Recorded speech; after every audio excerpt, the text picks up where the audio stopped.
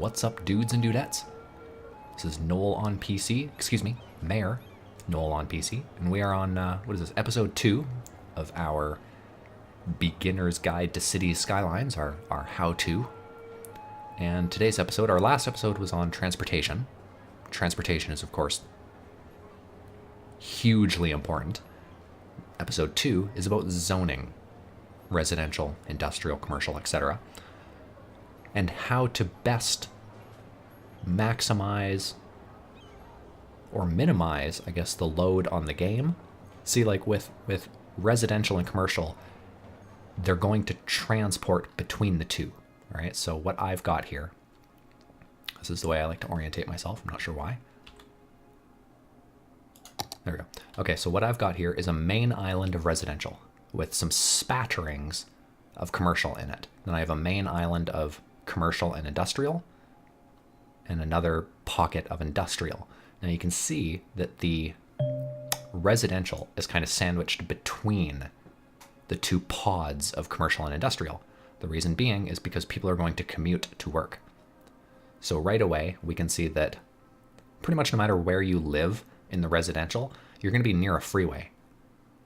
All right, so they only have to travel about, I don't know, let's say worst case scenario, you lived in one of these high rises here, right? It's going to be quite a journey to, say, get to this freeway and then hit a circle, roll down a boulevard to the highway. Where are we going? Here.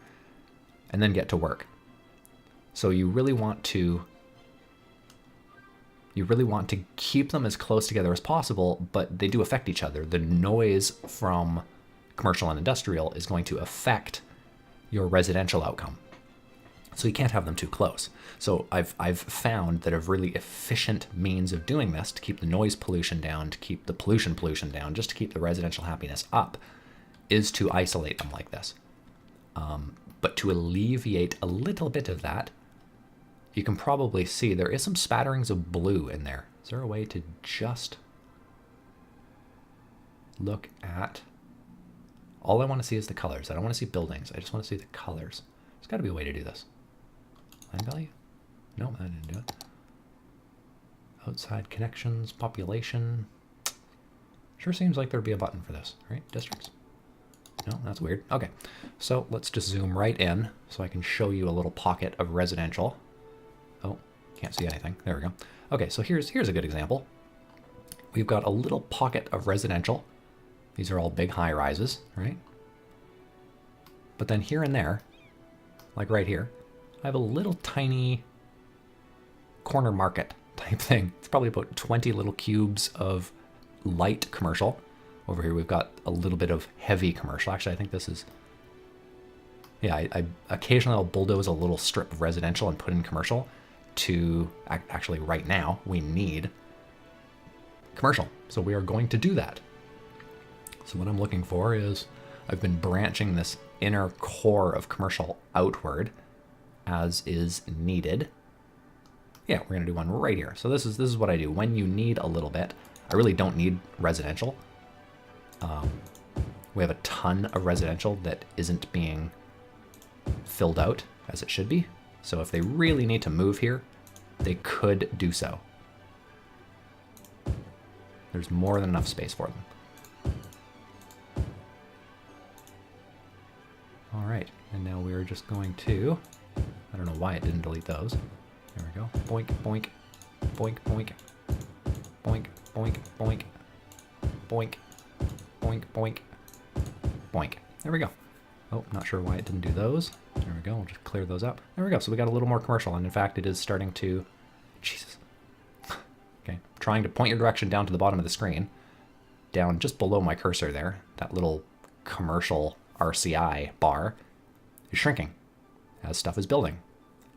We could use a little bit of industrial, but basically I'm out of room for industrial until I can expand to this last little island down here. I don't know why I'm keeping it like a game reserve. I've got it like a national park sort of segued off. I don't want to develop on it yet. I want to see what I can maximize before I start developing on there. I have no idea why. It's probably the environmentalist in me.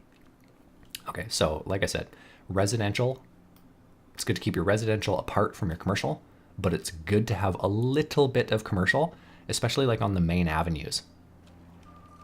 Like you can see, it's something I did here, was I put a lot of commercial on Main Street and then the residential off on the sides.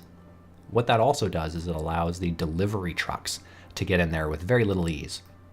They can just pull right in because it's on a main avenue. If you put the commercial off the beaten path, you're going to get traffic issues because the delivery trucks have to get there. What else can we talk about? Offices. Offices are neat. I still don't 100% understand what they do other than being some kind of an offshoot of commercial, I guess. Like office jobs would be a commercial job. You're working for some kind of business. It's just not selling, tennis rackets. Maybe you're hedge funding or something. I don't know. So office, I always stick with commercial. It just seems like it would go hand in hand, right? So I've got a large pocket of office here surrounded by commercial. Ironically, the tourism is also very high. If we can find the tourism thing, which one is it? None of these pictures make any fucking sense. I don't get it. Like some of them do. The natural resources looks more like a pile of money.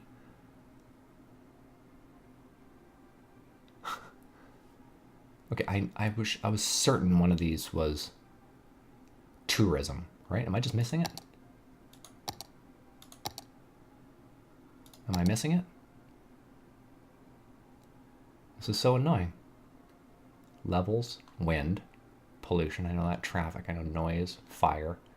Where the fuck is it? Is it outside connections? There we go. Outside connections? Come on. It should be in the transport thing. It should be under tourism. All right, so people are going into the office area and actually visiting some of these sites, like servicing services office, 23 visitors. Office building 1, 21 visitors. Stadium, that makes sense. Modern art, okay. Why are they going to these places? That makes sense, but like, why are there tourists at residential places? The Giga Store, well, that makes sense. Buying an iPod. Why are there so many Giga Stores? Why are there so many Giga Stores? Put like 8 Giga Stores right beside each other. It's like Best Buys.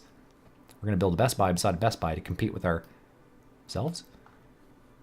Okay, so tourism has nothing to do with offices. Okay, never mind. I thought there was a correlation between offices and tourism. It doesn't seem to be the case. So yes, residential, commercial, industrial. Industrial is always going to poot out a bunch of pollution. So that's something you can try and stress out about to say keep it away from residential. But if we actually look at the happiness level, residential happiness is 96%. So these people are okay with living right beside the industrial park. They don't seem to be massively affected by pollution. It would be a different story, however, if they were surrounded by pollution. If I actually had residential within this industrial area, it would probably nerf the happiness rating. But to have 96% residential happiness, it's pretty skookum. So you can rub them right up against each other. Where's pollution? There we go. You can rub them right up against each other. They don't seem to affect each other that much. Again, as long as they're not in each other. If you've got residential in an industrial park, you are doing this game wrong. You are doing this game wrong. All right, so I don't have anything else to talk about. So I guess episode 2 on zoning is complete. Guys, I hope you liked the video. I hope you share the video. I hope you share the video with other people that play City Skylines. Guys, until next time, peace, love, cheers.